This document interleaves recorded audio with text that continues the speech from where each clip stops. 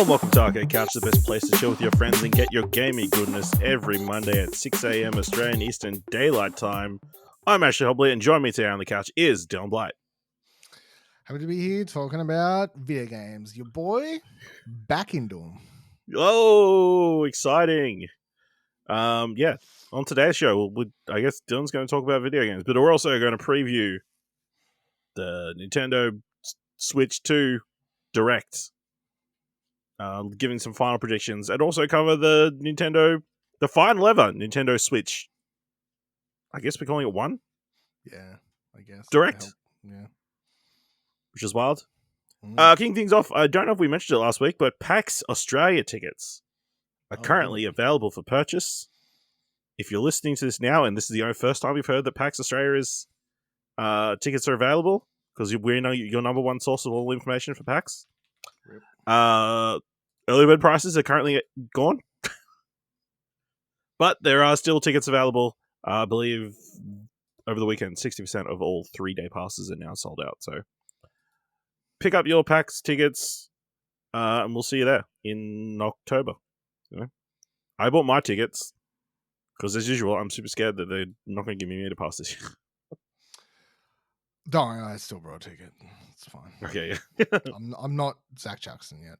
It's no, good. We're humble. Yeah, humble stay humble. Stay humble. Believe this could all be gone in a moment. So you said at the top that you've been playing some video games. Do you want to talk about that? Like, by video games, I mean I've played some Assassin's Creed. Okay, Shadows is the thing. How woke is it? Oh, it's so woke. It's a fucking non-white woman. No white people anywhere. Ridiculous. How am I supposed to relate to this shit? I'm really enjoying it so far. I do find, I think I've played like 10 hours, right?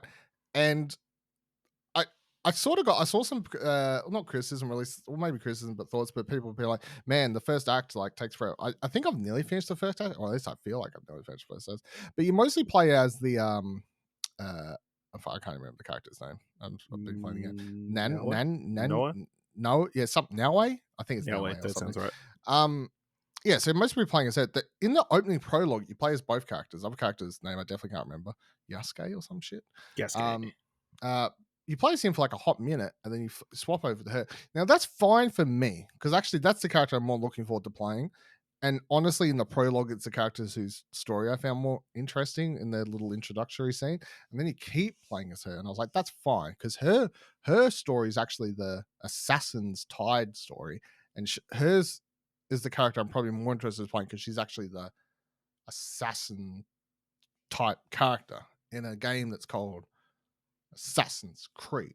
But I would say for people, I guess, who would prefer to play as the other character and play more the brute role or whatever, I was like, oh my god, like you know, they did all this marketing, switch between characters, blah blah blah. Now I said last week, I think the characters I read it somewhere, it's like you have to get to Act 2. I think there's 3 acts in the whole game, so you have to finish the first act before they let you switch between the characters. I was like, oh my god, yeah, like if you that marketing sold you on the game, and then you're like, oh, I didn't realize I had to play for like 12 fucking hours until I could switch between both characters. So I think I played like 10-11 hours at this point. And I'm not rushing. I'm doing some side content and stuff like that, but yeah, I think that's the interesting. But yeah, I mean, otherwise, I'm at least finding that the story for Naue, at least that's the name we're going with, quite interesting so far. Her, it's sort of, it's sort of like Ubisoft they're sort of keeping the assassin story in there, but also like have realized that these games are sort of past that as being its core thing. And the core storyline here of just being, hey, your family was part of like a secret assassin's line, and by assassin's line in this context, it works because obviously it's this, you know, Japan fucking shinobi setting. And then you go, well, it also works because it's an Assassin's Creed game, and your family's tied to the assassin's family, you know, the assassins, quotation marks. but her dad's killed in the first couple hours of the game or whatever, and it's like now she's on a revenge mission. You literally see it's nearly like a plays out. It's so funny because if Ghost of Tsushima is like the Kurosawa, more like nuanced, slower version of it, like this game is definitely more just like the pop fucking Tarantino version of what's happening, because the game starts, nearly dies, there's like outwalks like 12 fucking villains that have all come to that kill her dad, and she like witnesses them all. It's like fucking, it's like the bride laying on the ground like looking up at the 4 people that she's about to put on a hit list, and then add Bill to it as well, because as soon as they all walk out, I'm looking at these like people that fan out across a field as she watches her father die. I'm like, okay, well, that's the game. I'm now going to kill all these people. Lo and behold, 30 minutes later, she says, I'm going to kill all these people. I'm like, okay, well, that makes sense. Yep. And they do the whole thing where it's like, oh, revenge is not the best dish served cold. And she's like, I fucking want revenge, though. And I'm like, yeah, that's fair. Yes, I'm enjoying it. The mission's fine, typical stuff. Very beautiful world, though. There's not a lot to do between missions, between places, I guess, is, coming off a game like Avowed, where, I'm wandering between objectives. I'm finding characters between objectives. I'm finding things. The world feels more alive. This world is definitely like, hey, in this area where something's happening, we've got like a world that feels alive. And then over here is something else that feels alive. In between, there's a road. It's a pretty road and some pretty trees. Fuck all's going on, So it makes the world as large as it looks. You're like, let's say like half of this map is actually being used for stuff, and the other half is just to connect to places. So yeah, keen to see it play out. I find it funny that also that the Animus stuff is literally now they've dropped all characters and they're just talking to you, like you are you're the person in the Animus. Like, they don't have to have any Animus stuff. Yeah, really. No, I found one. I was on my way to somewhere earlier today, like found like a rip in the world or whatever, and then like whatever the story is for the real world stuff, it's like I clicked on that and I was like, oh, it's been so long since we talked. I hope the memories are something. I'm like, whatever. It took like 15 seconds. I was like, back to the game. Do we think it's the same person in the Animus every single time? I don't know. Well, that's the thing. This game, it's like you are in the Animus. Like, you as the player is the way it's. Yeah, so like, you're presented. the whoever. I mean, how's that different than any other game? Because in other games, there is an actual character. Yeah, but they're just talking to you like you're still that character. Nah, that they have a name and stuff though. Like this, it just depends. Like they did that whole thing in. But they know him so well, they don't say his name anymore. Fuck no, Desmond's dead. That's the thing. Look, you don't keep up with these games. Here's the thing. No. The real world stuff, people were sort of into it. Because you had Desmond, which was voiced by Nolan North. Now they killed that character in Assassin's Creed 3. Dead. Right? Now the most killed interesting, by the Native Americans. No, because in Desmond's the thing that made the real world storyline somewhat interesting was every game he was playing, you switch back and forth. Desmond would be like slowly like the bleed through effect. So he was starting to like, get the parkour abilities and assassin abilities like by being in the machine, like that bleed through.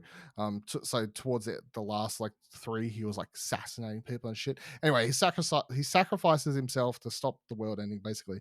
But then after that, they start trying to add all these different new people, and then they keep him around for like 2 or 3 games, and then they forget about him or move on to someone else and whatever else. And then by the time you get to, I think, Valhalla, they were like, I'm pretty sure other than the opening scene, I think you're in an office or some shit, but like you could pretty much like you play the opening scene at the start of the game to like set up the game. But from that point upwards, you don't have to interact with the real world scenes at all. Like you literally have to open the menu and select, take me back to the, let me see what's happening in the real world, baby. But yeah. Yeah. I just don't think anyone cares anymore, which is sort of sad because it was a cool concept. You felt like it was leading up to eventually. Yeah, I mean, the whole thing was in the real world, the assassins versus Templars, like this coming of like you were Desmond was put in the machine to go back to find information for stuff because he's trying to help save the modern day. Like that was the whole reason he was in Animus. He was like trying to find information to save the present day. And now every time you play a game, you're like, what are we doing here? It's like, oh, it's pretty fucking fun to be a ninja though. Like, So yeah. But anyway, yeah, I'll keep playing. It's Yeah. fun. Yeah, how long do you think you'll be playing? Currently I feel, look. Are you looking at your calendar and like, oh, what's next? Yeah, I was actually today. I was like, fuck, there's a few games coming out. Hey, like Croc Legend, the Gobbos. Yep, that is the first one that came to mind when I thought, what game is coming out soon that'll stop you playing? Look, there's a few games coming out. I'm enjoying playing it, so hopefully I can Complete get it. through it. I'm trying not to Finish the get too sidetracked. But if I don't get a little sidetracked, what's the point? You know what I mean? What's the point? One thing that helped me, I was dying or failing a few missions, and I was like, you know what, I'm sick of this shit. When I started the game, I put it on the canon mode, which means that a lot of cutscenes and stuff I don't have to think about. I just sit back and the story plays out.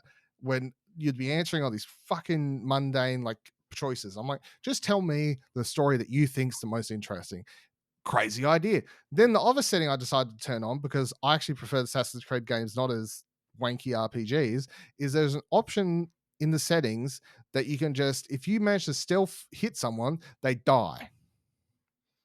Now, what they changed when they turned these games into RPGs is if you attempt to stealth assassinate someone who's like, you're level 8, Really strong, they're like level 13, you like take half the health off. I decided that's dumb. I've ticked this option, and now it's made the game more fun, because if I manage to sneak up behind the big boss in this area that I need to assassinate, I'm just fucking assassinating him, and then I'm going to yeet the fuck out of there. Whereas previous times I was trying this mission, it's like go down there, attempt to assassinate him, loses half his health, then he's fighting me, and in comes like 5 goons, they all kill me. I'm like, great, cool. I miss when I could just sneak in, do the assassin thing, sneak in, assassinate someone, fuck off. How did you stumble on that option? It was was clicking. I see what you're trying to do here. I think you want to put this option on. Oh no, I was little paperclip pops up. I think I went into the options menu to look for I couldn't remember. I was just like changing the between performance and balance modes just to see what difference in the frame rate made. And then while I was in the options menu, I just flicked across to gameplay, and I saw it like there was a toggle box up the top. I'm like, I'll have that. Cheers. Anyway, there's my suggestion to make the game better. Tick that option. And tick canon mode. Even though the game makes you feel bad for both. It goes, oh, it's not the suggested way to play. And I say, I suggest you fuck off. Yep.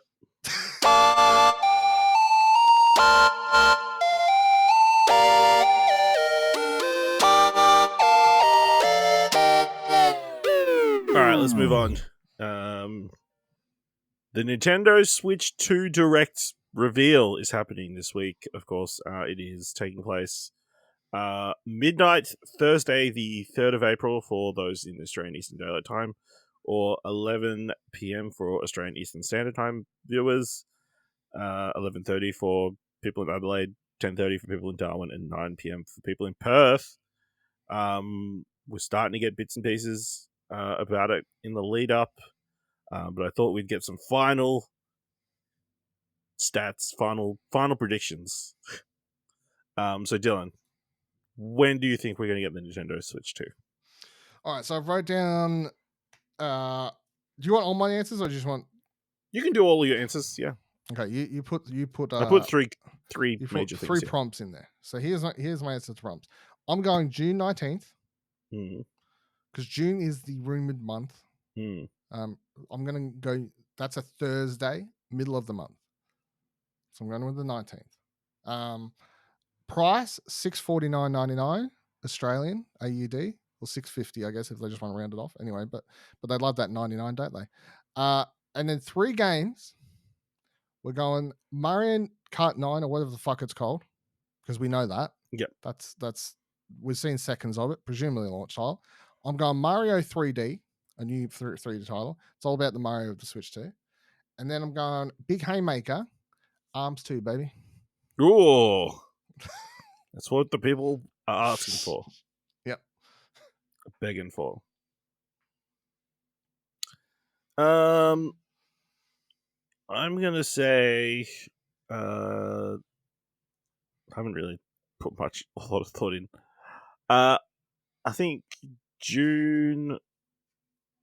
It's definitely. I feel like it's definitely June. I'm gonna say June 5th. Early in the month. It's Thursday. I can't remember. I feel like the last couple of consoles are I released think it's like midweek. Thursday. So I was going off. Yeah. I'm pretty sure it's Thursday would be the.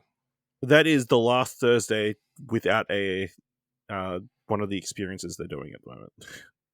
That they're about to kick off this week. That they're holding all over the world. So my 3 launch titles, I would say yes. Mario Kart.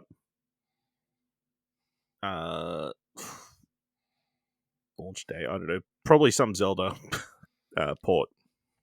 Zelda port, 3D or 2D? 3D. Okay. What one's left? And then Silksong. Holy Knight sings Silksong. They go, damn, launch day.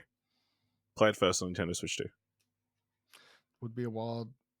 I mean, you're definitely not going to showcase the Switch's features of that, but yes, it's a good launch. Why not?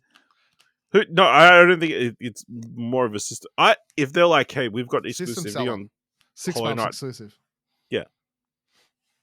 Done. 6 days exclusive. People still buy. 6 days. Yeah. 6 days exclusive, then it'll be on Game Pass. Yeah, I'm going to say $5.99. Okay. I don't know if that's too high. Do you have any other predictions? Obviously, the big thing everybody's talking about this week is the C button. People can see in the on the Joy-Con. You know? I don't. Is that a big I deal? just don't. I mean, they're going to make a big deal out of it because they're going to. It's a new button, and Nintendo loves new buttons or things with each of their consoles. I'm sure there'll be something for it, but then whether or not people care about it 3 months after the console's out is a different story. I mean, I'm pretty excited. Obviously, the event's on Thursday. Yeah, Thursday morning your time. That's what I said. Yeah. Well, midnight. So midnight for most places around Australia that live in real time zones. Yeah, so I'm pretty keen for the event. It's obviously, I think any new console reveal event's pretty exciting. I remember being at work when the Switch 1 was revealed, working at the petrol station, and I just had the video on my phone playing off to the side because I refused not to participate. Fuck the customers, you know what I mean? Yeah, I don't know. I feel like we've spent at this stage years talking about what we want, what's there, and at this stage I'm just so like, well, just show me, you know? Like the number one thing that look, it's going to be better hardware anyway. We know that. That's a base thing. level. Like That's a bare minimum. I hope it has better hardware. I hope it can run Switch games better. Yes, obviously. It'll have better hardware. It's going to run games better. There's already the rumor going around. It's going to play Switch 1 games will play better on it. I would bet on that. I think that's a given, to be completely honest. So all of that stuff, cool, exciting, presume all that. Looking forward to maybe they get some stats. I don't know. But yeah, the number one thing that would excite me if it came out of left field, not a game, not anything, it would just be some sort of online infrastructure revamp with achievements or trophies of some sort. Is still what I want. I don't think it's going to happen, but like it feels like what's your your dream random thing that I don't know. They got rid of all the things in the lead up to this, so all the Nintendo Store, whatever point things you can get. So true. Maybe they don't want to confuse things for going forward. Sure. Yeah. I mean, I'm just going to wait and see what it's going to be. Obviously, the key things we would like: better battery life, better storage, better, hardware, better running stuff. If it ran 4K in dock mode, I don't think it's realistic, but it would be a big win. I don't know if there's any way they could disappoint people with this. Do you know what I mean? Is there any way that people come out of the Switch 2 Direct and be like, I'm kind of let No, down. I'm not going to pre-order console. I think you've got Other than people, price being massive. Yeah, that would be the only thing. you've got the non-audience people. You've Yes. got the non-Nintendo fans that like they're looking for a, you know, Kieran's out here looking for SSDs and 4Ks and fucking variable refresh rates and whatever. Nonsense. Never going to happen. But so you've got people like him who are going to be disappointed no matter what. For the core Nintendo fan, I think it would be the disappointing thing if everything I just said that I'm like, that's a given, that's presumptuous, if that didn't happen. So, and by that, I just mean like if they come out and we get the fact sheet, we get the specs, and people go, oh, fuck, it's barely more powerful than the Switch. You know what I mean? And I'm not talking about it's got a fucking 4080 equivalent graphics card in it. I just mean we're expecting this to, the Be a rumors jump. are it's a big enough jump. And all the rumors over the last couple of years have pointed towards some chip that will enable, you know, AI upscaling and technology that all consoles and PCs use now to help run games. So if it doesn't have that, I think that would be the big disappointment. Yeah, so I guess we'll wait and see. We'll all be up late watching this direct. So look forward to us talking about that next week on Arcade Couch. But let's talk about the other announcement that Nintendo had this week, or other announcements with the final ever Switch 1 Direct, which dropped out of nowhere. There were rumors about it earlier in the week, and everybody was like, no, you wouldn't do a Direct right before you're about to do a console reveal, would you? Would you? But Nintendo would. All right. So reading from Games Hub of all the trailers that they had during the Direct, kick things off with a new trailer for Dragon Quest 1 and 2 HD 2D remake. It's more of Dragon Quest 1 and 2 HD, which kind of sets the tone for this is the type of Direct we're going to get. Lots of Japanese stuff. I'll just say before we continue going, I came into this knowing, like, I obviously, you know the Switch 2 Directs the following week. You go into this with knowing sort of what you should Where the be bar getting is at. from this. I was looking online, people like so angry. I'm like, what a world you're living on where you think you're going to get like a fucking any of these like massive new IP games and whatever the hell. Anyway, continue. Yeah, absolutely. The next game we got was No Sleep for Kamada Dates from AI The Sodium Files, which apparently is an Atlas game that is getting a remaster. In which the spin-off stars Special Agent Kaname Date, as he teams up with an AI and other companions to rescue an internet idol who's been forced to take part in a dangerous escape game. Never heard this. It looked kind of cool. It looked cool and aged at the same time. Very like clunky animations at times and whatnot. I've actually looked up it. I wonder, like, if I googled it and found out it was a 3DS game or some shit, that wouldn't surprise me. But yeah, I mean, look sort of cool. Obviously, several of the demons are literally they just look exactly like the personas, which I find very funny. They don't even try to. It's like persona character, demon, whatever. Yep. But yeah, look kind of cool. No, it seemed like it came out on everything pretty much. Visual novel style game, so the originals. Next we had another Alice title, Demon Summoner Radio Kuzunoa versus the Soulless Army. The third game in the Devil Summoner franchise, part of the Megami Tensei series. The title which is being overhauled for modern audiences, is notably set in the past and features historical figures. Launches 19th of June. Yeah. I don't know. Look fine. It looked fine. Next up, we got a new trailer for Shadow Labyrinth. Shadow Labyrinth, of course, is the gritty Pac-Man adaptation with 2D platformer elements. It got a new trailer during the Nintendo Direct and got a launch date of 18th of July, 2025. This game is wild. It is wild. Like, I don't know that I looked too in depth into it. I didn't end up watching the what was it? The thing. The trailer or the Direct? No. The Amazon Prime show. Oh right, yeah. Fuck yeah, I forgot. That's this, is it? Is that? Yep. Okay. Yeah, and I didn't realize how much Pac-Man was actually involved in this. Seems a bit. It seems like this crazy Metroidvania kind of thing from the look of it. Yeah, it's just so funny. Like you activate, there's a part in the trailer where it goes activates like some special power or some shit, and it's like this dark, gritty looking game, and then you just hear wow, wow, wow. I was like, what the fuck? There's this like giant mech thing that they've got, and there's like Pac-Man in the middle.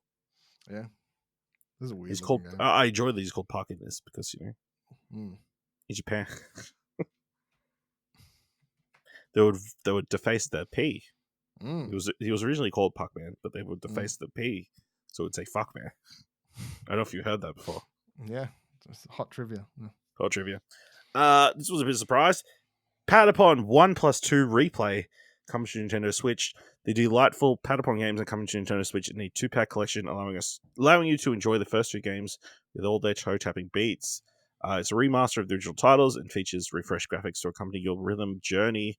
The game launches on the 11th of July. I believe it's also coming to everything except Xbox. Patapon. Yeah, no, that's a cool announcement. Glad it's coming to everything. But I mean, honestly, why only the first 2? Good fit for the Switch. I know. Why not the trilogy set? I think the third one's on a completely different platform. Well, I don't know. It's like the first 2 came out close to each other, and the third one was like a while away. It's like sits across separately. I guess. Also interesting they're making this game when the creators currently got one a spiritual successor coming out sometime this year. Don't look anything alike, though, to be fair. No, that's true. Next we saw Story of Seasons Grand Bazaar, aka Harvest Moon Grand Bazaar, making the leap from the Nintendo DS to the Nintendo Switch. As announced during the latest Nintendo Direct, this port will feature refreshed graphics so you can live your coziest life on your farm. The game releases 27th of August. Get your farm and fill with this one. Yeah, jumping all over the place. Yeah, the wind is a windy city. Chicago.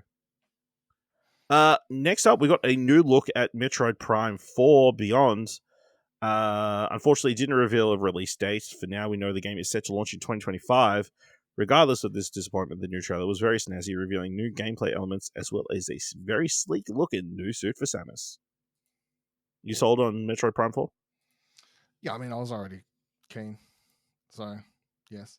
I can't remember the last. It's like a fucking plasma suit or some shit at the end of the trailer. So, yeah, looks cool. Then we got a trailer for Disney Villains Cursed Cafe, a fun-looking game where you'll make and give potions to the biggest Disney villains of all: Maleficent, Ursula, Jafar, Gaston, and others. The game looks like a Disney spin on a coffee talk, with players required to make concoctions while also getting to know the villains. The game is out now for Nintendo Switch. Very odd. I wonder how many microtransactions that bad boy has. Probably not many. I feel like this was a reasonably quickly put together. Not that there's anything wrong with that, but interesting tie-in. It definitely feels like it should have been a mobile game. Some look at it. Next, we've got Witchbrook, the cozy magical academy sim from Chucklefish. Officially now has a holiday 2025 release window locked in. The news was revealed during the Nintendo Direct with a first look trailer showing off beautiful pixel environments as well as co-op gameplay elements. This is a game that people have been tracking for a very long time as like a witch version of Stardew Valley. Yeah, it looks great. I'm keen to check this out, and I don't even like Stardew Valley really. Those things, but finally we can all move on from that other magical school. Yeah. It looks very adorable, and it doesn't look transphobic. So 10 out. So many pixels on the screen, It just looks... There's a lot happening. Like there's so many NPCs. Yeah, there's a lot. It's a very lived-in school. Very pretty game. Very, very pretty game. Speaking of pretty games, they've had a quick, one of those things where they quickly put some trailers together. But there was a game called The Eternal Life of Goldman, a side-scrolling platformer adventure with a neat hand-drawn style that caught my attention. Very pretty looking platformer that's kind of, I'm guessing, though, like inspired by DuckTales because the character has a cane, much like in DuckTales, his umbrella. This did look cool, yes. Yeah, it's just very pretty. There was also a trailer for Gradius Origins, a collection of classic Gradius games that includes a new entry known as Salamander 3, as well as a trailer for Rift of the Necro Dancer, a rhythm-based game now available on Nintendo Switch. You want to play that? We got a trailer for Tamagotchi Plaza, a sequel to the corner shop games. After nearly 20-year absence in the West, the Tamagotchi Connection corner shop franchise is officially back with a new entry titled Tamagotchi Plaza, launching for Nintendo Switch on the 27th of June 2025. In this game, you'll establish and grow a variety of shops selling goods to roaming Tamagotchis. Not for me, but good for them. Yes, I saw there were a lot of excited people about this, apparently. Yeah. Which is a theme of some other titles that are about to come up. Pokemon Legends ZA got a brand new trailer in this Nintendo Direct. While it's largely covered ground we've already seen, it did reveal more about ZA Royale trainer battles, and the game has a neat day-night cycle. Dylan, do you want to defend this latest edition of Pokemon? The last time I talked to a co-host about this, they downplayed Pokemon in general, I think. So, yeah. Look, here's the problem with getting non-Pokemon playing people's opinions. Some of the criticism is valid, while others is just not in touch at all. I think. Look, obviously, I'm going to play it because that whole thing. Like Pokemon fans will just play everything. It's like, well, yeah. Like let's be real. I think it looks visually better than Arceus, at least based in a trailer, slightly. Character models, stuff like that. I can't remember. Was Arceus going for like a style? No, I mean similar sort of. No, it wasn't going for like a watercolory kind of thing. No, it's basically like this. It's just meant to be like realistic, I guess. But I mean, they had the key art for the game had like the strokes. Maybe I'm just thinking of that. Yeah, kanji strokes and stuff. The whole idea of this game I find interesting. My actual biggest problem is the setup is sort of fucking weird because the thing with Arceus or Arceus or whatever the fuck we're calling it, cool, you're there, first Pokeballs, no Pokedex have been ventured. Anytime you leave that one city, in quotation mark city, there's only a couple houses there and stuff, you're in the wild, you could come across all sorts of shit, you felt like you was discovering stuff. And then this game where they're like, hey, we've got areas where Pokemon are in these very designated fucking back alleys and whatever that, it doesn't seem as exciting to discover the wild Pokemon when it's so like gated into these sorts of areas. So I just don't think that sounds as exciting. The Royal Battle or whatever they're calling it, thing that's happening in the game seems cool. And I think the battling in this one seems interesting as well, being able to, finally do the thing like they do in the anime and be like, dodge, and all that sort of stuff. That seems cool. So I'm a bit mixed. The Enian, I think at this stage, and this isn't to say it's not like sort of valid, but I mean, at this stage being like, oh man, I wonder if it'll struggle to run at 30 frames. Probably. Switch 2 is about to release. Hopefully that can run it at more. But like, will it struggle to run at 30 frames per second on the base Switch? I think so. Because the last several Pokemon games have struggled. So the whole reason we're getting a Switch 2 is to sort of help those things, to point at the original Switch and be like, oh, this fucking, here's another shitty Pokemon game that can barely struggle and run on that. It's like, the hardware hasn't changed. Like, unless you want to, like, that's a hardware problem they've been struggling against for years at this point. They even needed to tone down their vision for the games because obviously it was exceeding the hardware, or they needed to release better hardware. And again, see Thursday at midnight. So do you reckon they'll do a side by side? I don't. It'd be weird because, like, obviously we've got used to like people like PlayStation whatever being like, this game runs so much better on the Pro and stuff like that. Nintendo's really like, usually when they put out a new console, they just move on. Like the old one's dead to them. They just move on for their life. So a world of where they're like still talking about the old one like it's alive seems weird to me, but we'll see. Because Nintendo history is new console, old one's dead, doesn't exist anymore. Fucking, it's waste of space. We're not talking about that shit ever again. Yeah, that's true. And they've got a bunch of places that will do that. Yeah, so they as I say, Digital Foundry will just do a shit ton of breakdowns and whatever else. So yeah, they must be loving this new console era. More of those videos to put together.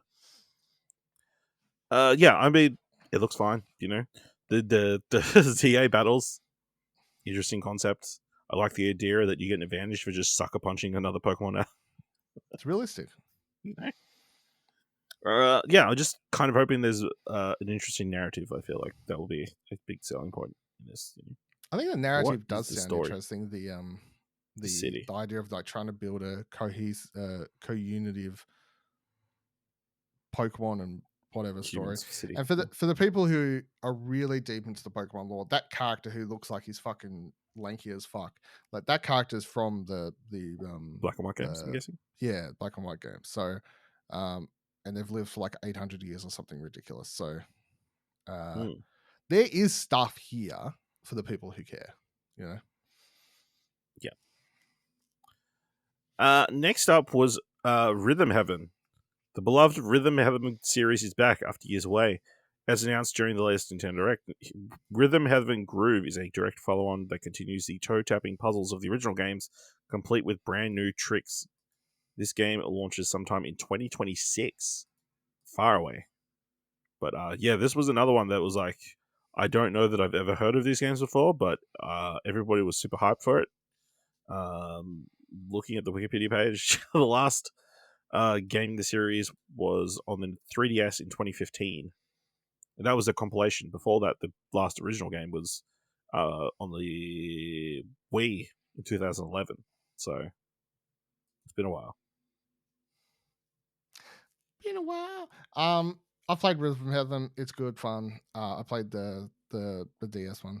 I haven't played the. What did you say? Wii was that one? Yep, there's a Wii one, and then there's a.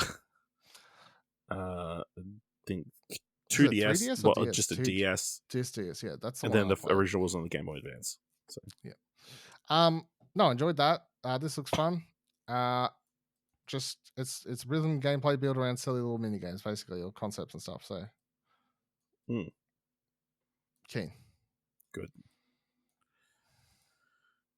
Then they spent a very long period of time explaining their new game sharing system, virtual game cards. So hopefully this piece by the people over at Games Hub that explains it. Going forward, Nintendo will introduce... I can explain it very easily, Ash. Okay. It's dumb. Let's move on. Going forward, Nintendo will introduce a new virtual game card system that allows virtual games to be treated as portable, i.e. you'll be able to insert these games on a second console, an original Nintendo Switch or a Nintendo Switch 2. Up to 2 consoles can share games in this manner, so if you've got a friend or family member who also loves Nintendo games, you'll be able to pair up with them to share your games. It appears you'll be able to lend games to people and then have them playing on their own console, although only one game can be lent at a time and only for 2 weeks at a time. The feature will arrive in late April 2025. Obviously, this does not affect us in any way, but I'm sure there are many use cases where this would be helpful. It's the most overcomplicated solution to something I've ever heard or seen in my life. Ridiculous.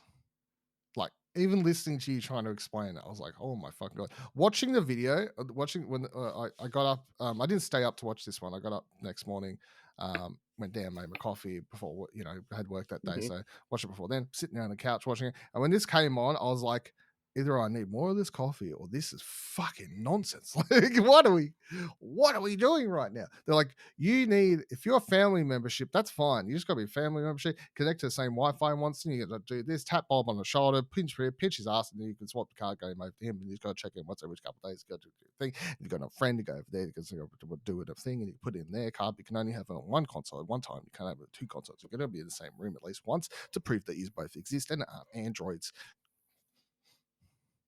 Catch all that? No. Yes, that's the point.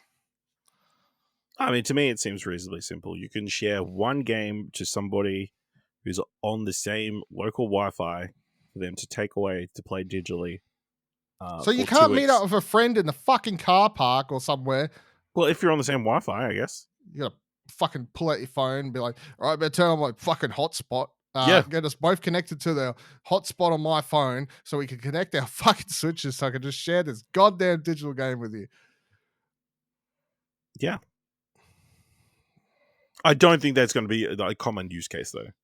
It's going to be families that, or... The fact they add, I think that's the thing that annoyed me the most. The fact that I'm like, okay, the family membership thing, I think he has like 4 accounts on it, right? Anyway, 4 accounts. And they're like, yeah, well, you still got to like at least be in the same room as them.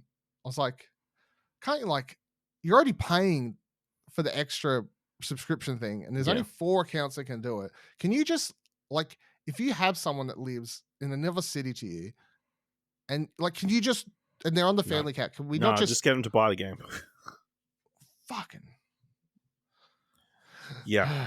Very little bit confusing, but I feel like this starter world. Like someone walked into the meeting and was like, "I got an idea, virtual game sharing," and everyone went, "Fuck yes!" And I would too. I'd be like, "That's a great idea. Let's do that." And then someone went into the back room on a whiteboard and came out with this. And instead of someone going, "That is like you had a great idea and you've just I don't know what the fuck you've done there," someone went, "You know what? Sure. Let's just go with whatever that looks like." You know that GIF from fucking that TV show. With Dan DeVito in it. Always Sunny in Philadelphia. Yeah, with whatchamacallit explaining his pinboard in the background. That's what this is. Yes, with Charlie Day. Yeah, that's what this is. Yeah. All right, we got some more Nintendo Direct headlines. High on Life is coming to Nintendo Switch on the 6th of May. Star Overdrive is coming to Nintendo Switch on the 10th of April. The Wandering Village is coming to Nintendo Switch on the 17th of July. King of Meat is arriving on Nintendo Switch in 2025. Lose Lagoon is arriving on Nintendo Switch in the summer 2025. That's a North Hemisphere date. And Fantasy Life I, The Girl Who Steals Time, is coming to Switch on the 21st of May. Saga Frontier 2 Remastered is now available on Nintendo Switch. Cool. Monument Valley is coming to Nintendo Switch on the first 2 games are coming 15th of April. Third game coming sometime in summer North America. The third game's the cool news because that was a Netflix game. Yes. Next up, we have Everybody's Golf Hot Shots announced during the Nintendo Direct. The golfing franchise sequel lets you live out your birdie dreams as a star golfer tackling an array of special courses. The game launches sometime in 2025.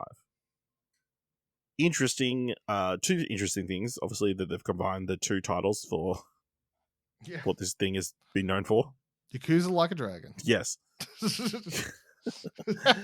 This one is not being made by the team that has made the last few Everybody's Golf games. It's not being done by Slow Claps. I think that's what it was. It's a new studio, so it is coming to PlayStation as well, though. It is coming to PlayStation. I believe it's coming everywhere except Xbox, probably. Yeah, so. But I mean, like because it's usually known as a PlayStation. It's a PlayStation known franchise. Yeah. But it looks cool. It looks clean. I think obviously it's a game that probably fits well on the Switch, to be honest. So yeah. The last one is the Mario Golf did not hit, so yeah. The last Hot Shots or Everybody's Golf, depending on where you live in the world, game I played was actually they did the Apple Arcade one that I played a fair bit of. Oh, okay. Yeah. I was gonna say, I believe we played a lot of the last PS5 No, I didn't one. play that. I believe, didn't we all play on stream at some points? No, I don't think I did. No, it was with those other people. Next, we got a new Marvel game, Marvel Cosmic Invasion. It's a retro-style beat-em-up game in the vein of classic Marvel arcade games. In this adventure, Marvel heroes will team up to fight a looming threat, seemingly a Nihilus, which is a nice change from the constantly spotlighting Thanos or Galactus. The game launches in winter 2025 North America. I was like, oh wow, they're porting another one of these. That's really because I thought it was like it was very much in the style of obviously what we saw in the Marvel Arcade collection that was coming or came recently. But yeah, completely new game, and seems to have a very eclectic cast of characters. So I'm gonna go meh. I getting these right in the year 2020s is a new entry. That's why I think that Streets of Rage 4 was so good, because it did such a good job at like keeping it old school but giving a new entry. I just don't think everyone can pull off the same success. So we'll see. It's different when it's like is a port or remaster, because you obviously you for certain gameplay choices and stuff you're like, yeah, but it's it came out in 1993. Well, I It's mean, fine. it is from the team that did Streets of Rage 4, so Yeah, you know, so we'll see. it's from Emu, the people who did Shredder's Revenge as well, so and is doing the Ninja Gaiden Ragebound 2D game as well, so a little bit of faith, I think. But yeah, that's a reasonably big reveal. And then the last, I guess, game reveal was Godzilla. no Oh, Tomodachi Life Living the Dream. It was a surprise announced new trailer revealing a larger scope for the franchise, as well as a new, more bizarre sights of the iconic Mii's. I no, I have was right. This is absolutely no Godzilla. idea what this is.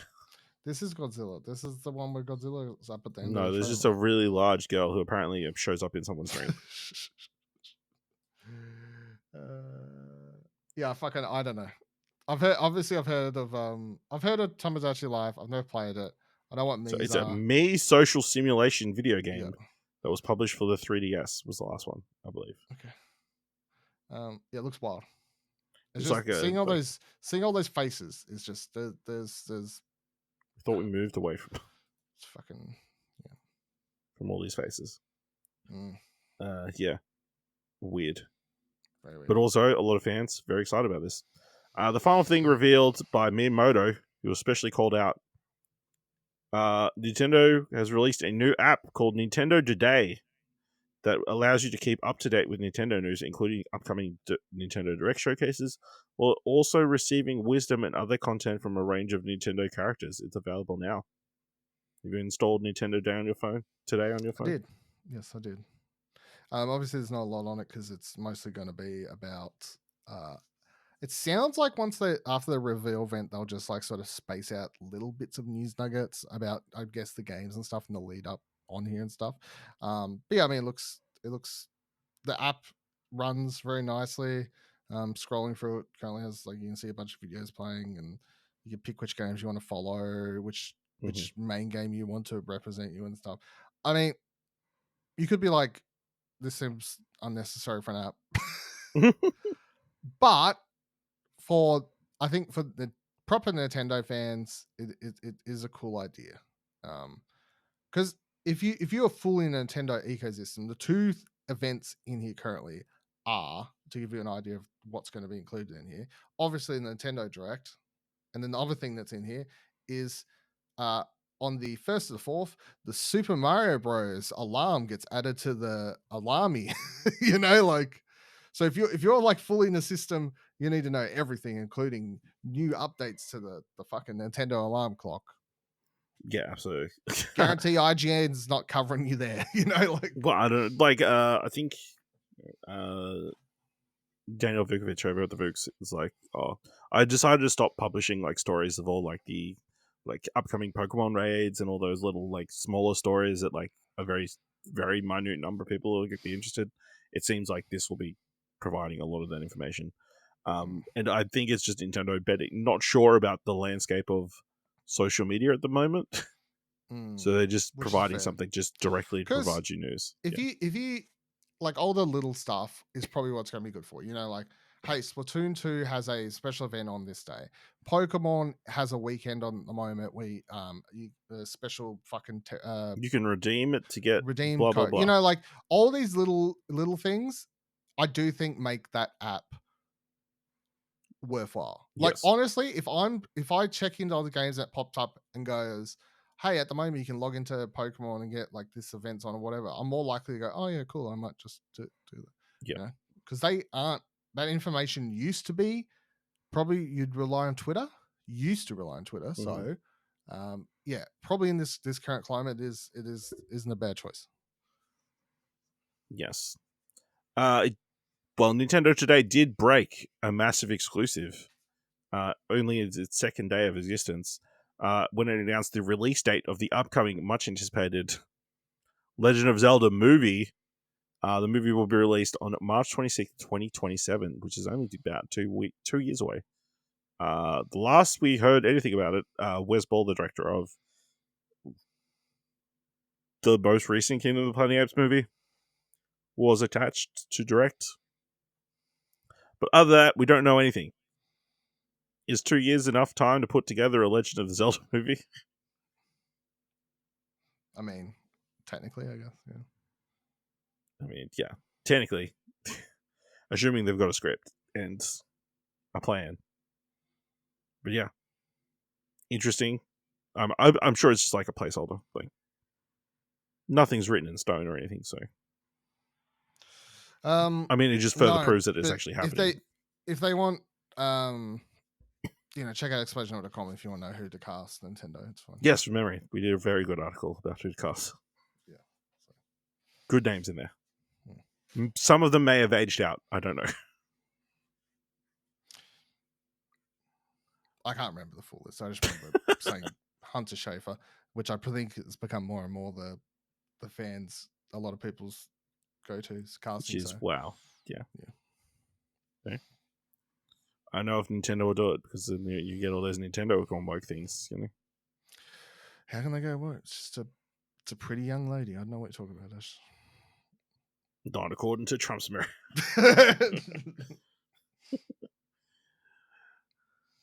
Interesting story this week coming from Ubisoft.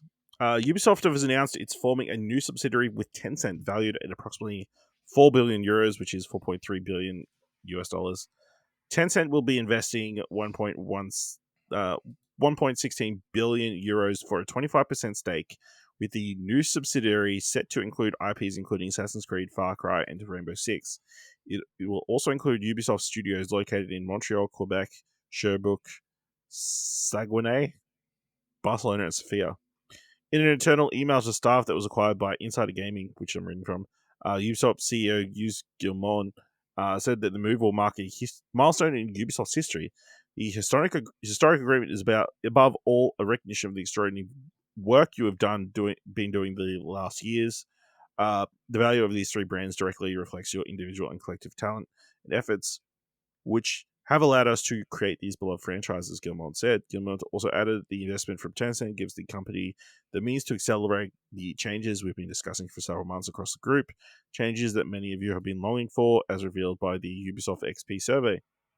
Ubisoft Senior Vice President Marie-Sophie de Warbert commented that the company believes that Tencent's investment in Ubisoft is a strong testament in their trust in the company's ability to grow Assassin's Creed, Far Cry, and Rainbow Six.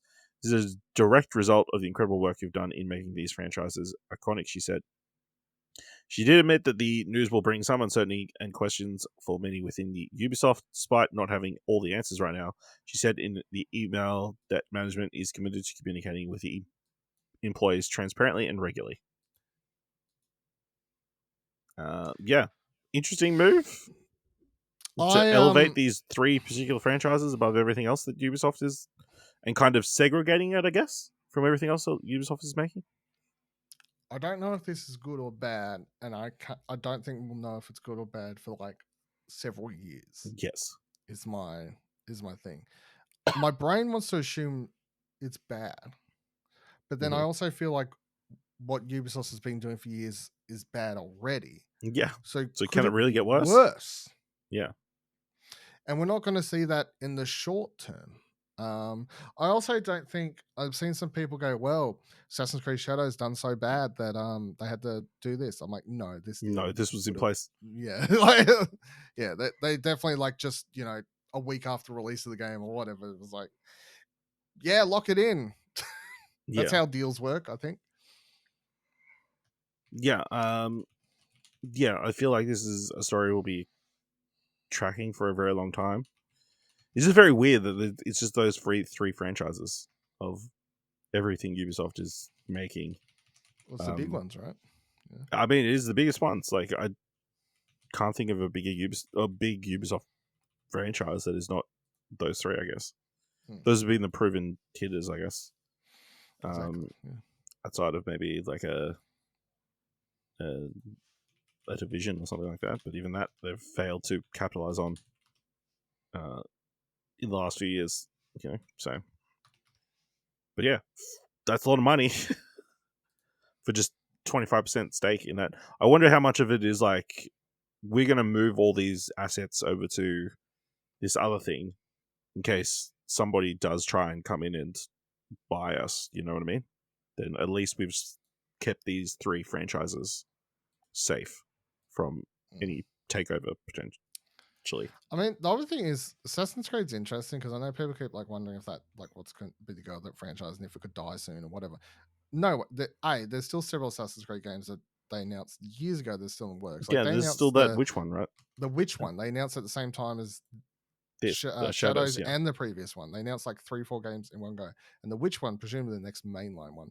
They also announced like the multiplayer spin-off thing at the same time that we haven't heard about for ages. They also announced a Netflix deal that was apparently for like a series and a tie-in mobile game or whatever the hell. Like Assassin's Creed has got a whole bunch happening. So this whole narrative that Shadows and they haven't even started remastering these games yet or remaking them. Well, yeah, they've thought that fucking well to dive into if they ever really need to. So yeah. Trying to see if there's any future games. Yeah, it's just there's one called Jade. That's the Chinese Android that's mobile game. The mobile one. Yeah. And then Hexy. Hex is the Witch one. Yeah. And then there was whatever the thing was meant to like house all of them at the same time. Yeah, but that's presumably the multiplayer thing as well. Yeah. So they've been talking about bringing back the multiplayer that fans liked, which would presumably be part of that project. Also, the whole thing that houses them all, I'm pretty sure that's already existing because they've just done. I don't like it, but I forgot to mention it. But when you play Assassin's Creed Shadows, it does the Call of Duty thing where it boots into like a menu that looks like, I guess it's the Animus menu for you as the player, and you can cycle through all the games, and it has a year next to them. So obviously it starts on Shadows, but then as you scroll down, it's like Valhalla, year whatever. No, the Animus Hub apparently is a feature that made its debut in Assassin's Creed Shadows. There you go, see? Oh no, it was initially announced as a standalone launcher under the name Assassin's Creed Infinity. So they've just called it the Animus Hub now. Yeah. I don't really like it because it's always that weird thing. I'm like, who the fuck has all these games installed? Because if you click on another game, it's just going to tell you to buy or download, like, So they announced the live action series in 2020. And it seems like the writer who was involved is no longer involved in it as of 2023. So that seems like it's not anytime soon. Anyway. I'm shocked. Oh, absolutely. We got some good news in gaming this week. Game Informer was obviously shut down last year after 3 decades of consistent video game coverage that shaped and influenced what games media would later become. With it went thousands of articles and all of its staff. Decades of gaming history was no longer easily accessible, and one of the most reliable sources of extensive coverage on new releases disappeared. It was a massive loss to the video games industry, but games everywhere who had their love for gaming fostered through GI's magazines. It wasn't just a moment, it was an indicator of how bad things are getting. And yet, somehow, against all odds, it's back. In a post on Game Informer's website, editor-in-chief Matt Miller announced that Game Informer had been purchased and revived, bringing not just its back catalogue and regular coverage back, but its entire team. We can thank Gunzilla, who purchased Game Informer for its comeback. Gunzilla Games reached out to Game Informer, secured the rights, and according to Miller, insisted on the idea of Game Informer remaining an independent editorial outlet without any influence from them or anyone else.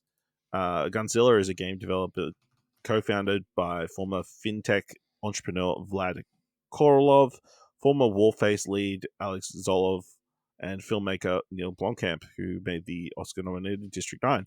Gunzilla is currently developing the world's most unhinged battle royale, Off the Grid, which seemingly melds both PvP multiplayer and a 60-hour PvE narrative campaign. What isn't easily found on the game's website is that it is an NFT marketplace. Its FAQ clarifies that NFTs are optional, and the game is entirely playable without it. Gunzilla is also funded partly by cryptocurrency and was simultaneously developed Guns, a blockchain-based digital economy platform built to empower players with full ownership of in-game items as a tradable NFT on an on-chain marketplace and mobile apps. The same statement has a quote from one of its investors saying Off the Grid is poised to cross over into the traditional gaming world, bringing the joys of Web3 gaming to the masses. Dylan, does the good of Game Informer coming back outweigh the fact that it's being associated with a blockchain game? Yes. If everything's laid out as it is being said to is the truth, I think it's just the world we live in. I think the second at this point, if we start like cherry picking like anyone that's involved with any sort of fucking blockchain AI stuff by even association with we're sort of on a very steep hill at this point. It's just don't touch any program or people who have any sort of AI software. It's the same sort of. I think you just have to just think a little bit deeper into it. It's like this thing uses AI. Is it bad? No, this thing's using AI to help my video games. Okay, that's bad. This thing's using AI to create art and take like terrible Studio Ghibli inspired art. Is this thing good or bad? This thing's bad. Like I feel like you gotta pick and choose. This is a company that's creating a game where they're saying optional fucking Web3 stuff in it. Okay, and they've purchased to bring back Game Informer, which they've said is allowed to run on its own. Currently, all of that sounds above board. Now, if we find out in the years to come that editorial pressure to speak more positively about Web3 or those NFTs sorts of or games, blockchain stuff, NFTs, that would be the story. Because previously they have spoken negatively about such things. Yes, at Game Informer. So I think that's going to be the where we'll see if the proof, to run independently or not. Yeah, I think this is good news. A rare win in games media. It was great to see that all the team was back. I guess it is both great that all the team is back, but also kind of sad that they were able to get everybody back. In that, apparently, nobody was able to get a job in the 6 months since going. I think everyone's just freelancing. Yeah, I guess so. Maybe they knew from maybe this has been a long time in the works, but yeah. And from what I've saw, obviously Alex Vaganican is a person who's been in our circle, I guess, of people that we've followed for a while. Apparently he got a big promotion, raise, that stuff, so good for him.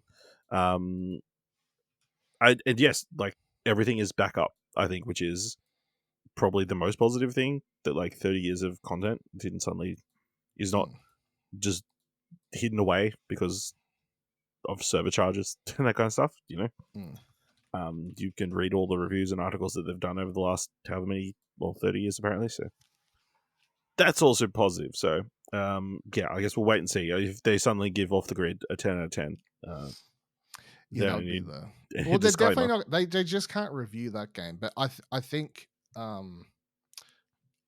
outside that game, it's just, will they still run features talking about NFT stuff, and will they continue to talk negatively about it? Because if they do, then everything's fine. Yeah. Yeah, as long as there isn't some massive U-turn or whatever. But yeah.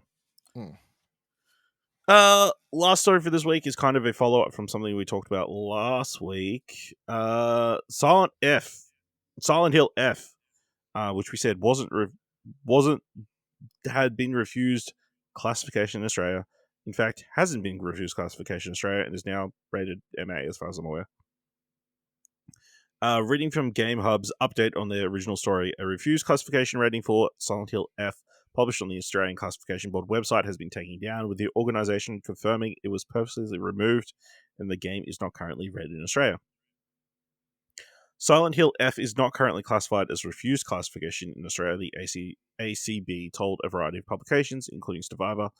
The 14th of March 2025 entry on the National Classification Database has been removed. A classification decision will be published in the National Classification Database ahead of the game's release.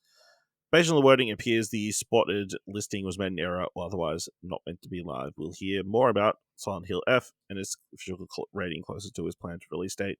From what I understand from other people discussing it on social media, it was rated through the AIRC global rating tool, and that just automatically does not spit out a rating for here in Australia or something. So all you Silent Hill sickos will be able to play your F game. Yay! And I guess it does not have any of the terrible stuff that we said it could be included in the game last week. Hey, there's still a chance it is refused classification or banned. No, like I said, I'm pretty sure it's MA. Has it gone push through? I'm pretty sure I saw somewhere. Cool. So, yeah. Anything else you want to talk about this week? No, I think we covered it all. You know, it's the calm before the storm. You know, I'm playing video games again. The Switch 2 event's about to happen. Traveling at the end of the month now. You know, for stuff again. You know, I feel like I've had my month off. Mm-hmm. We're back into it, Ash. Back into it. Back into the game. All right, let us know. Let us know what you thought of anything. More fun not hosting the show. Let us know what you thought of anything we discussed on today's episode. What are you expecting for the Switch 2? Are you excited for anything in the last Nintendo Switch 1 Direct? Yeah, let us know by finding us on social media. Find us on Blue Sky at explosionnetwork.com or find us on social media at ExplosionPod. If you want to have us out here at Arcade Cast, leave us a review on Apple Podcasts on Podcasts that leave us 5 stars and equivalently 5 stars, or just tell people about the show. And if you've enjoyed this episode, throw us worth $1, head on over to our Ko page at explosionnetwork.com/support. Thank you very much for listening. Until next week, have a good time. We'll see you next week. Same time, same couch. Bye.